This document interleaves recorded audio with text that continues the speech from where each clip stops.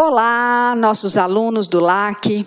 Eu venho aqui, como professora do Direito Previdenciário de vocês, falar sobre o edital do concurso do INSS. Na verdade, eu fiz um apanhado do que eu acho importante para você saber relativamente ao edital, né? E especialmente em relação à nossa matéria, ao curso de Direito Previdenciário. O que esse edital traz? Você viu que a sua prova para técnico do Seguro Social, ela vai conter 120 questões. 70 questões de conhecimentos específicos, ou seja, 70 questões só da nossa matéria. Daí eu pergunto, tem como algum item ficar de fora? Não. Lógico que a banca examinadora, que nós já conhecemos de longa data e que tem uma experiência incrível na matéria previdenciária, ela tem as suas preferências. Ela vai, ter um maior número de questões relativamente a assuntos mais importantes dentro do campo previdenciário, como, por exemplo, os benefícios. Sei que todos os benefícios estarão na sua prova. Sei que pensão por morte, com certeza, terá mais de uma questão. Auxílio-doença é outra matéria também super importante. Questões mais recentes que tiveram atualizações vão estar na sua prova. Veja, a prova ela vai ser constituída, de 120 questões. Então, você vai ter uma folha para marcar em relação a cada assertiva, certo ou errado. Cada erro seu, você marcou C, e na verdade o gabarito definitivo é E, você perde um ponto. Ou melhor, você terá um ponto negativo. Então, é 1 por 1. Quando a gente fala assim, olha, uma questão que você marcar errada, anula uma que você acertar, é exatamente isso. Por quê? Você vai marcar certo ou errado. Ou não vai marcar, ou vai deixar em branco. Então, veja, as notas são 1 ponto, caso a resposta do candidato esteja em concordância com o gabarito oficial definitivo. Por que definitivo? A CESP solta o gabarito preliminar. Vocês têm a possibilidade de interpor recurso contra aquele gabarito. Se o recurso for deferido, pode haver a mudança do gabarito ou mesmo a anulação da questão.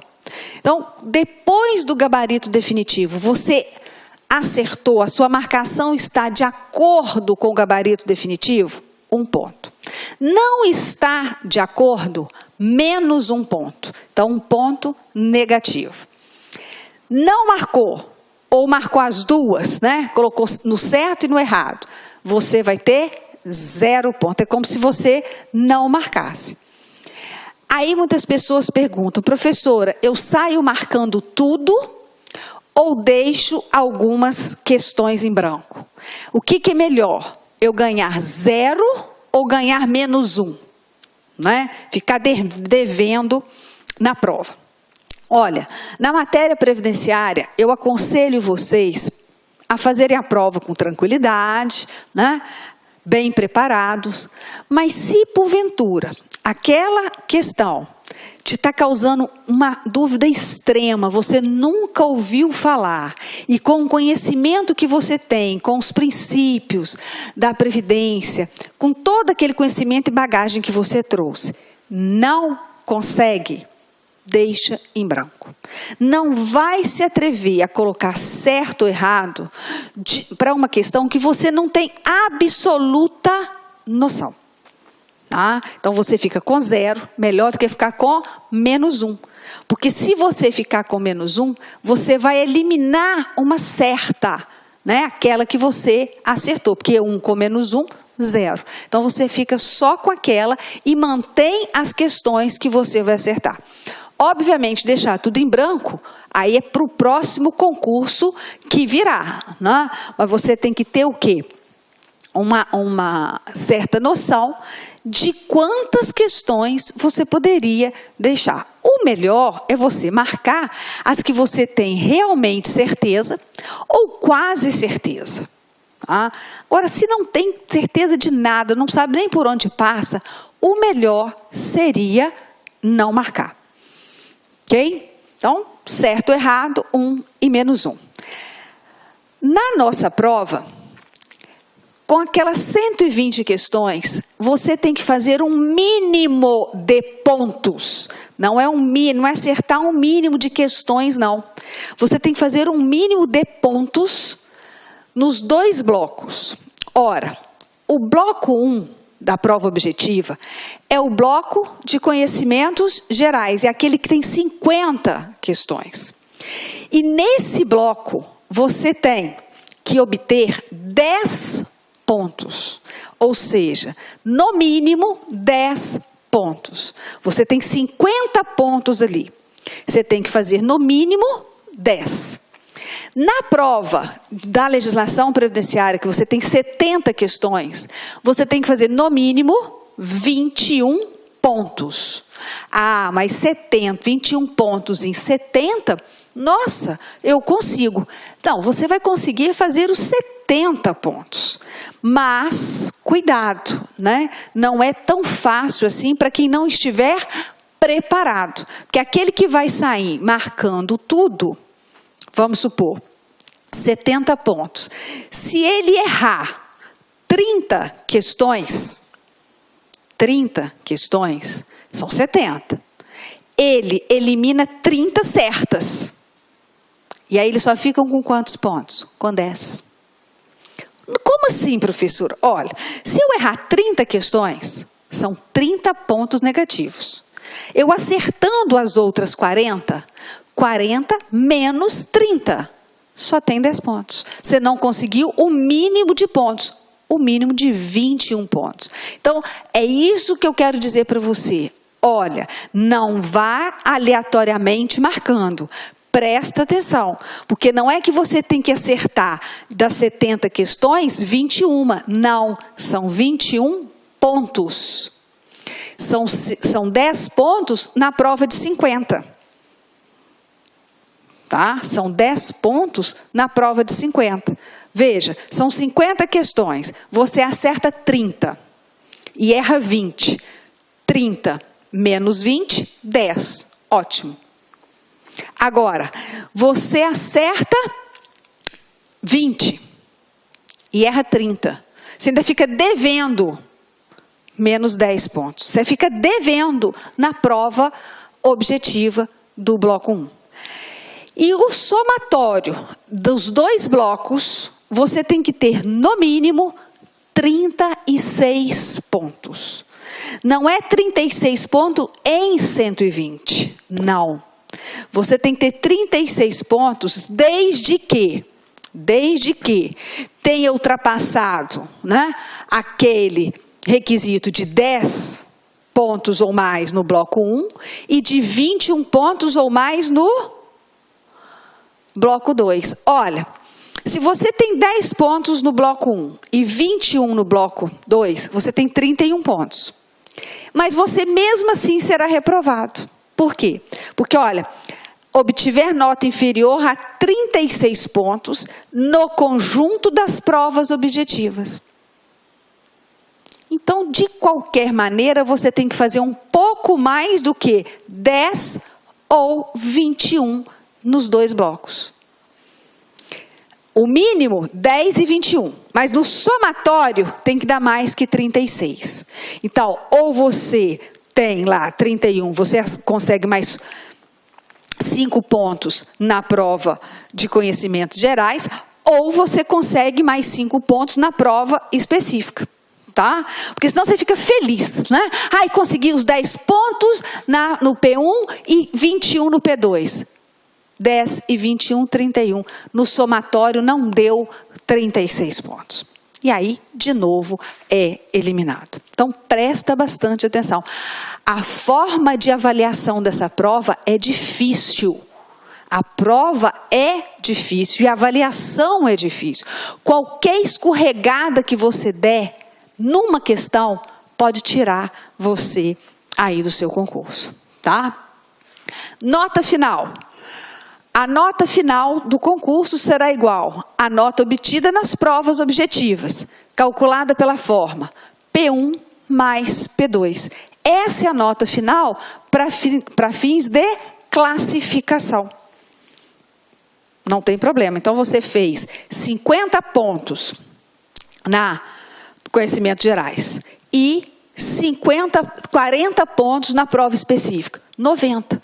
Se o outro candidato fez 70 pontos na prova de previdenciário e 18 na prova de geral, ele fez 88. Ele tem menos pontos que você, embora ele tenha acertado toda a prova de previdenciário. Toda a prova de previdenciário. Então, isso é um alerta para você não renegar, não menosprezar qualquer matéria do seu edital. Qualquer matéria do seu edital.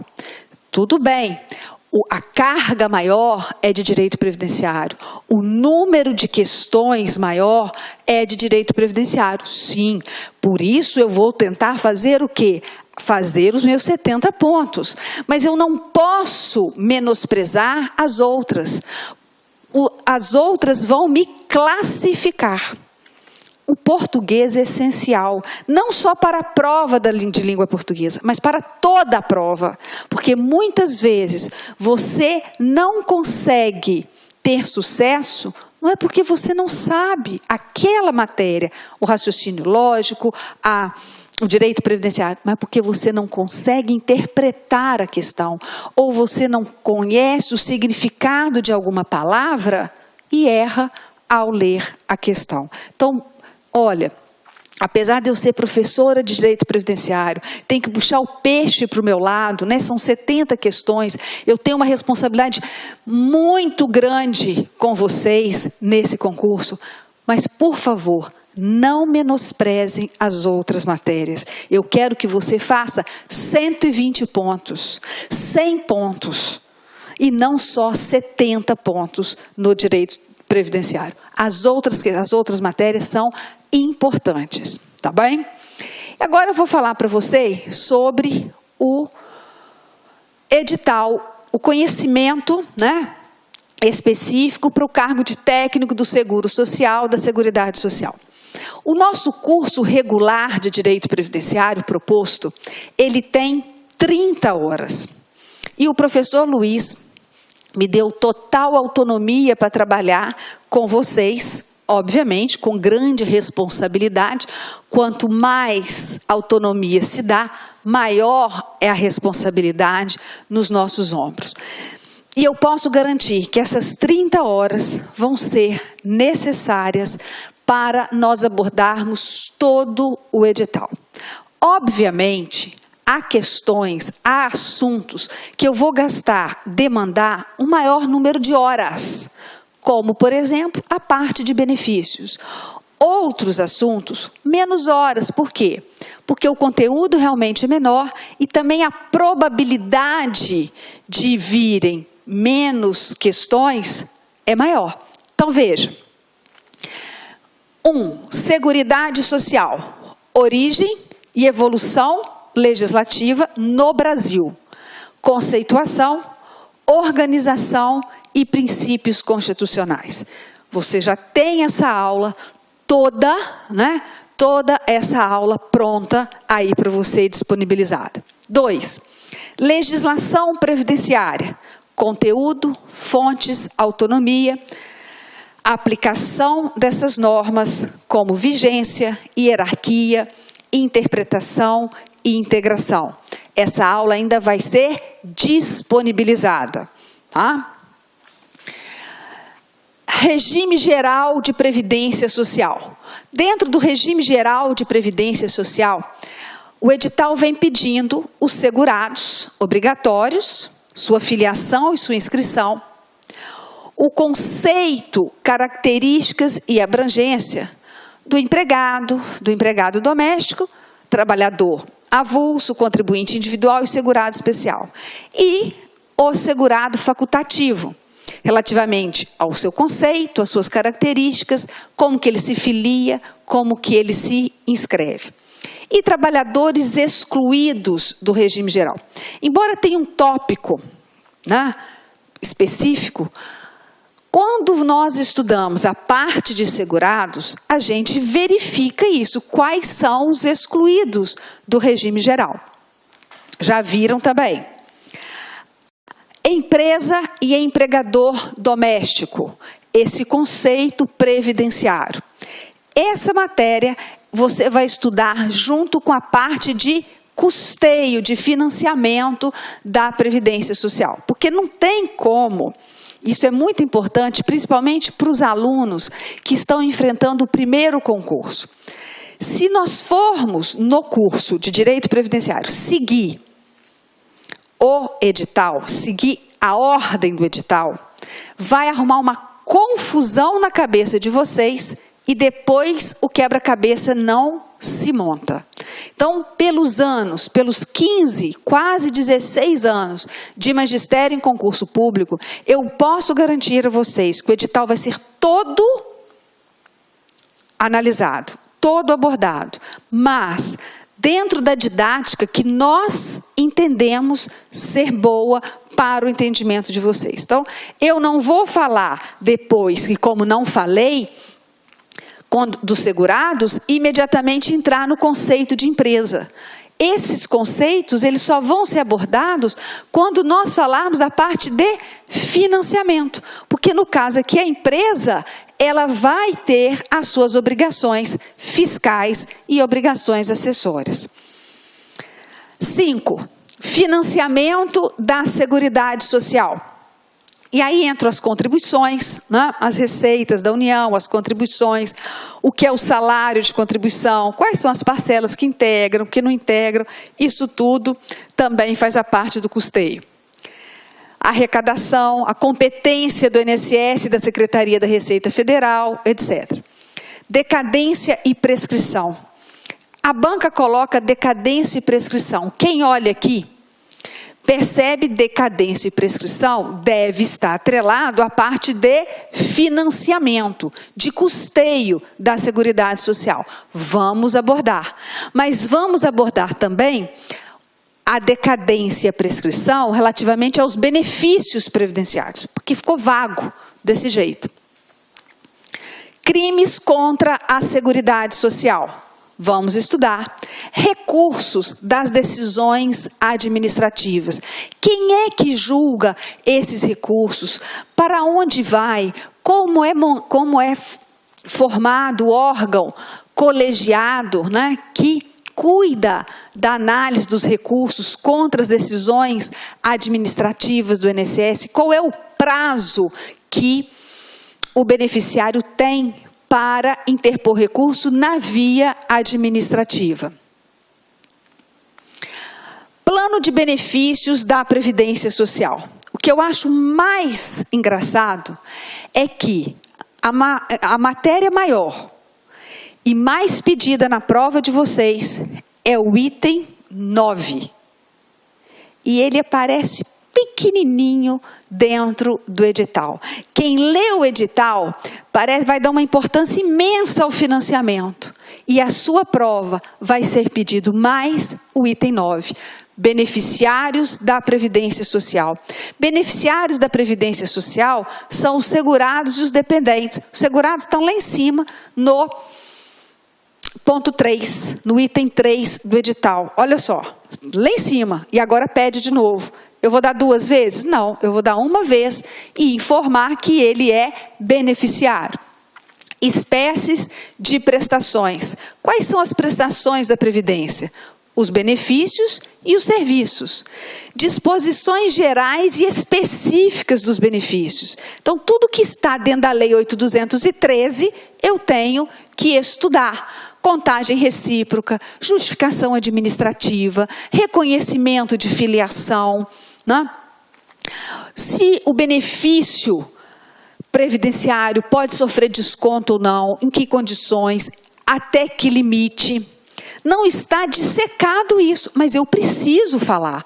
Por quê? Porque quando coloca disposições gerais e específicas, arrebenta com o candidato. Períodos de carência, salário de benefício, renda mensal do benefício, reajustamento do valor dos benefícios. Nós já estudamos. Ah, professora, mas aqui tem benefícios e depois tem carência. A senhora vai seguir essa ordem? Se eu sigo essa ordem, você não consegue juntar os pedaços. Para eu estudar os benefícios, primeiro eu tenho que estudar períodos de carência. Como é calculado o benefício? Reajustamento, manutenção, perda e restabelecimento da qualidade de segurado. Veja, o item 10, ele tinha que estar junto com o item 3. Quando eu estudo no item 3, veja lá, os segurados, eu estudo aqui e depois vou lá no item 10, estudar manutenção e perda da condição de segurado? Não. Se eu estou estudando o segurado, eu já estudo tudo sobre os segurados. Foi o que nós fizemos no nosso curso. Tá? Depois vem Lei 8.212, 8.213 e alterações. Decreto 3.048 e alterações. Lei de Assistência Social, LOAS, seu conteúdo, fontes e autonomia. E o decreto 6.214 e alterações.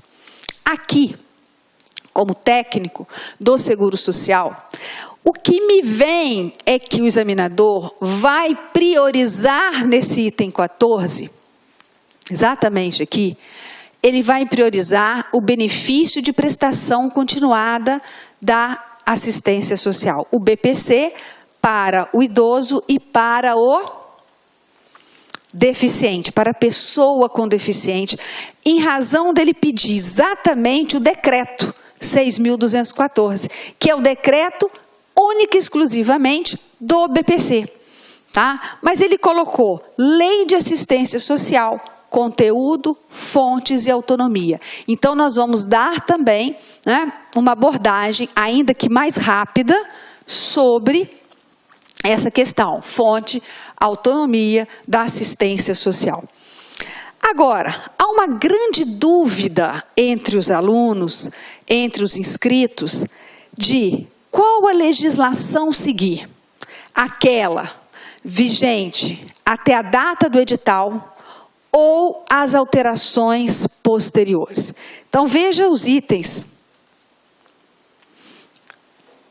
Veja os itens 13.31 e 13.32 do seu edital.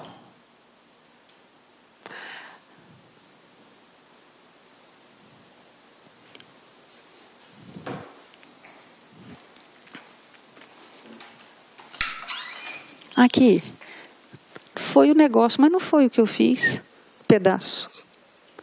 Ué, o último que eu te falei, lembra? Que eu vim e fiz. Esses dois aí, ó. Volta. Esses dois aqui,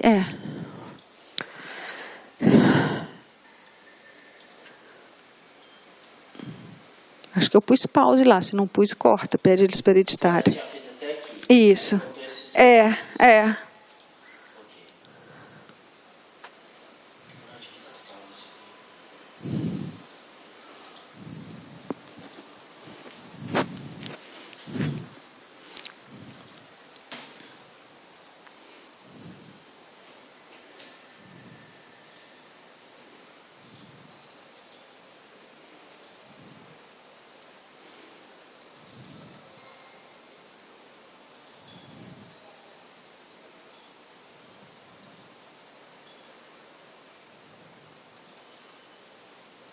Então, você quer o meu? O meu não tem, não. Tá, não. Tá, não. Não. Você vai em cursos, LAC. Não, ele estava salvo onde? Aqui, ó. Deixa eu te falar. Concurso? Não. Tá aqui, ó. No G. Cursos. LAC. Ah, esse aqui.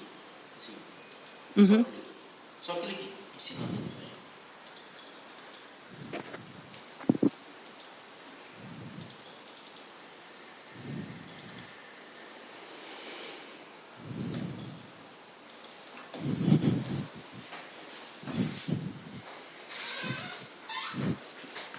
Vê se está no pause. Não, está gravando. Eu apertei pause aqui e não saiu. Edição.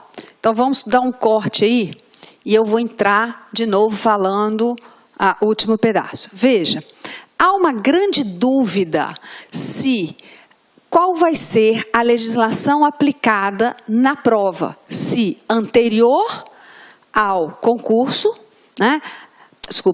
A vigente até a data da publicação do edital, ou mesmo depois de publicado o edital, se vão considerar outras alterações que passam a vigorar, por exemplo, em janeiro de 2016. Veja, o item 13.31 diz: as alterações de legislação com entrada em vigor antes da data de publicação deste edital serão objeto de avaliação, ainda que não contempladas nos objetos de avaliação constantes do item 14 desse edital. Então, veja, as alterações que entraram em vigor antes da publicação desse edital vão ser incluídas. Então, por exemplo, o edital foi publicado quase no final de dezembro, mas no início de dezembro nós tivemos uma alteração do parágrafo único do artigo 15 da Lei 8.212, sobre entidades equiparadas à empresa. Isso vai entrar? Vai, porque foi alterado antes da data que o edital foi publicado. Então, veja, ainda que não contempladas nos objetos de avaliação do item 14, ainda que elas não estejam lá no item 14, mas vão entrar. Agora, olha o 13.32. A legislação com entrada em vigor,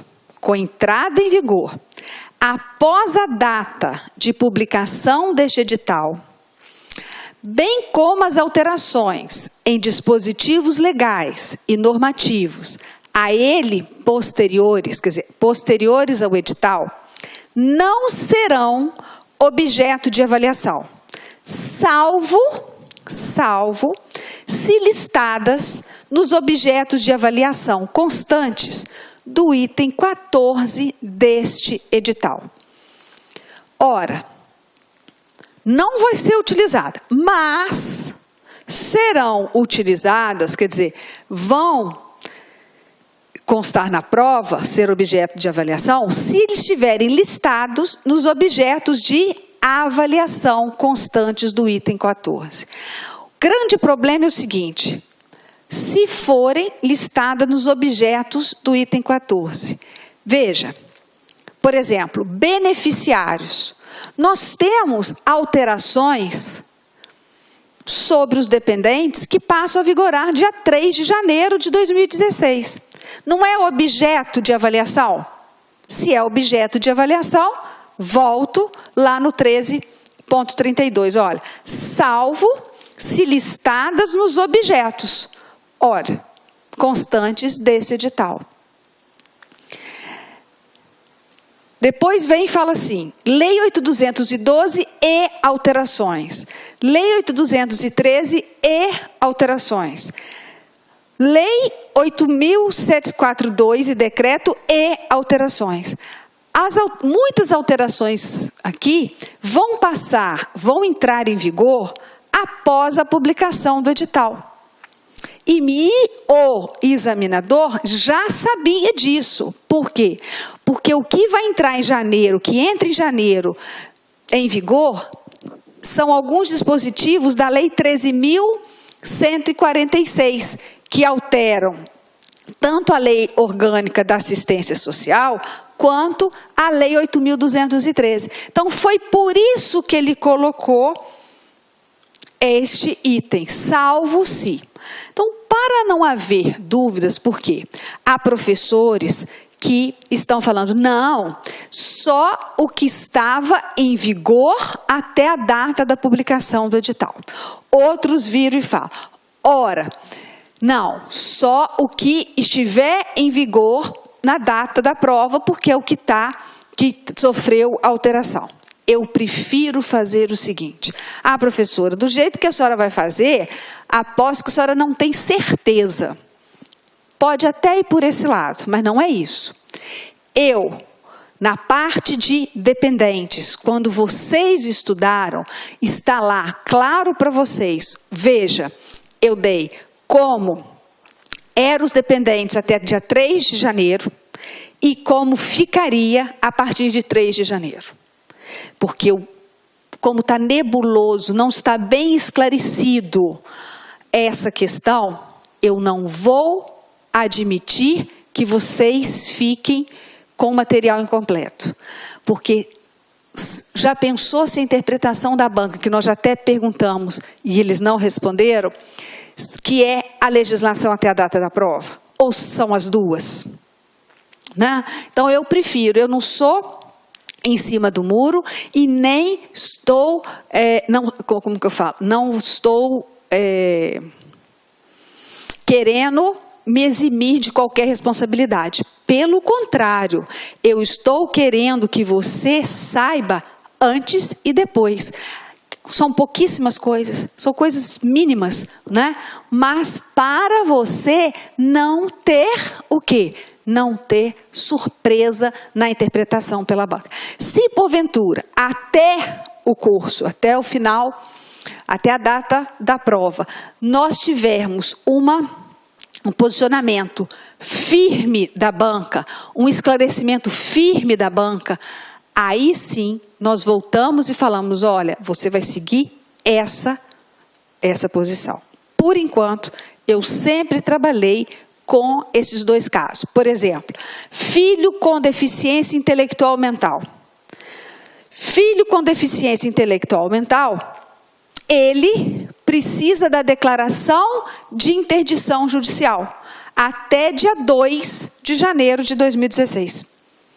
A partir de 3 de janeiro, não precisa mais da declaração judicial de incapacidade civil.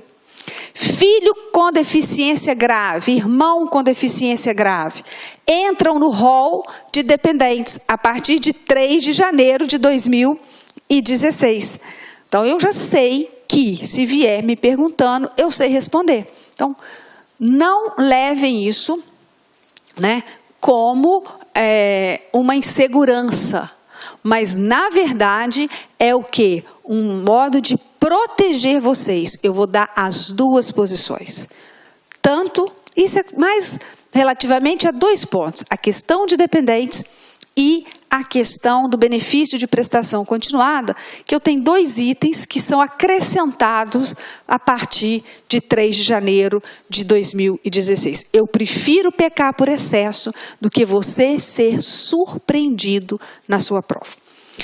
Agora eu falei um pouco do edital e eu gostaria de falar com você sobre os seus estudos. Como é que você vai fazer para estudar todo esse conteúdo, né, da matéria previdenciária e um pouco da de assistência social? Eu sempre falei com os meus alunos o seguinte: estudem com, você está assistindo a sua aula, né? Ao seu lado deve estar a lei, o decreto e a Constituição. Eles têm que estar ali do lado. Por quê? Porque quando eu digo assim, ora, o artigo 59, parágrafo único da Lei 8.213, fala que doença pré-existente não dá direito ao benefício, salvo se a incapacidade vier por agravamento ou progressão dessa doença ou lesão. Desconfiem de mim, eu prefiro. Para o vídeo, olha o artigo 59, parágrafo único. Não quer desse jeito? Assiste toda a aula de auxílio-doença, toda. E antes de passar para o outro benefício, pegue os artigos de auxílio-doença e leia. Tem alguma dúvida? Ficou alguma dúvida na explicação ou na interpretação dos dispositivos legais? Faça isso. Você vai acostumando com a lei. Porque muitas vezes, gente, o candidato para técnico não tem afinidade com a área jurídica. E nem é para ter, porque não é uma das exigências do cargo e nem do concurso, né? Então, eu prefiro que você sempre tenha ao lado. Porque às vezes eu chamo a atenção, olha, veja aí o artigo tal. Grifem, marquem, faça uma observação do que você vai precisar para estudar. Tenha um bom material didático, né? Além das aulas, eu aconselho um bom material. Não aconselho apostila. Eu aconselho livros de autores gabaritados. O que seria autores gabaritados? Aqueles autores comprometidos, né, com o conteúdo, com a atualização, com tudo atualizado. Então, assim, professora, eu adquiri o seu livro. Ele serve para o concurso? Ele está redondo para o concurso. Inclusive, no site tem lá o edital esquematizado. Então, cada item para você, lá qual o capítulo, qual o número da página que você deve estudar. Mas tem outros professores que são nossos colegas que também têm excelentes obras. Ah, eu tenho o livro do professor X. Não tem problema, só verificar se aquele livro está com conteúdo atualizado, se ele tem uma boa didática e também servirá para o seu estudo, né? Um livro que esse realmente eu gostaria de falar com vocês, como complemento de estudo, é o que nós lançamos de CESP, Questões Comentadas CESP. Ele é um livro de questões, todas da CESP, questões mais recentes, comentário de assertiva por assertiva, não de prova por prova, mas assertiva por assertiva, e as questões separadas em assuntos. Depois disso, você tem as dicas de estudo, os quadros, né? Aquelas informações mais importantes que você deve gravar. E, além disso, as súmulas, os entendimentos dos tribunais superiores, separados também por assunto. Fica aí a dica para vocês. A editora está com uma proposta, se comprar um, tem um desconto, mas comprando os dois, tem um desconto um pouco maior. Mas, professora, é necessário eu comprar o livro da senhora? Claro que não, né? Claro que não. Você pode ter qualquer outro material, desde que ele seja confiável, desde que você se afine com ele. Né? Porque cada um gosta de uma didática, gosta de ler de uma maneira. Lógico que eu vou puxar sardinha para o meu, porque foi feito com carinho. Um livro que em 5 anos ele está na 6ª edição, né? Ou seja, uma edição, mais uma de uma edição por ano, fora as tiragens, ele não deve ser um livro ruim. E não é um livro ruim, pelos comentários que eu tenho dos alunos e dos autores. A facilidade do nosso livro é que nós vamos dando exemplos de como aplicar a legislação previdenciária. Então, para quem está iniciando, para quem tem dificuldade, consegue visualizar, consegue entender um pouco melhor. Mas não que ele seja o melhor. Tem outros livros tão bons quanto. Ou, às vezes, na sua ótica, melhores. Mas, voltando, eu quero que você tenha em mãos, com a aula, a legislação. Pode tirar a legislação também no meu site, está lá, www.adrianamenezes.com. Essa legislação que está aí no seu edital está toda lá para você consultar. Você vai fazendo, vai estudando. Na medida que você vai estudando, vai avançando o conteúdo, você já vai fazendo questões. E questões CESP. Agora não é hora de fazer questões de outra banca. Você já tem a sua banca definida. É hora de você focar na sua banca. Acostumar com a maneira que te trata o examinador. Então, vamos fazer questões. Vou fazer questão. Acabei de assistir a aula, vou fazer questão. Não. Assistiu a aula, estudou sobre o material, faz questões mais tarde. Faz no outro dia. Não faz no mesmo dia. Para ver se no outro dia, aquilo que você estudou realmente está sedimentado. Já está com conhecimento fixado. Errou, não apavore. Volta. Ah, eu não consigo acertar, por exemplo, carência.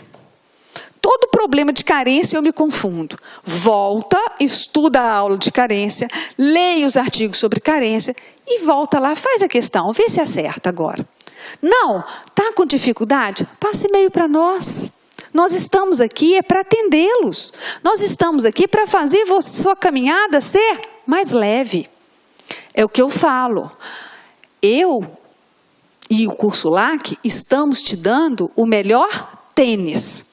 A corrida é sua.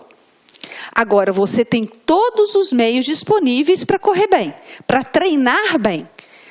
Outra coisa, professora, quantas horas eu tenho que estudar? Essa pergunta é feita para mim e para muitos professores, né? Eu aconselho o seguinte, se não tem muito tempo, estude o tempo que tem. Mas estude todos os dias, porque depois de 1, 2 semanas, você tem absoluta certeza que você vai estudar mais do que o tempo que você planejava. Mais, porque a vontade de querer aprender, a vontade de saber, a vontade de chegar na reta final é tão grande e o hábito de estudar vai levar você a estudar mais, sempre mais. Tá ok? Eu desejo a todos vocês do curso LAC uma corrida excelente, um treinamento sem distensão, né? Um treinamento bem feito, bem planejado, com todo o apoio para chegar lá e bater na reta final, né? Atravessar aquela faixa que é a faixa da aprovação. Ok? Estamos aqui para melhor atendê-los. Um grande abraço a todos os nossos alunos do LAC. Clique LAC.